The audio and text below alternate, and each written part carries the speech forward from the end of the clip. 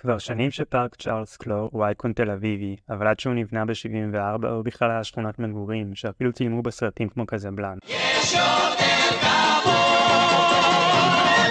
השכונה שעליה נבנה הפארק הייתה בעצם כמה שכונות, שהיו חלק מרובע בשם אנשיה, שבכלל נחשב חלק מיפו. הרובע התפתח בסוף המאה ה-19 והיו בו שכונות של ערבים ויהודים.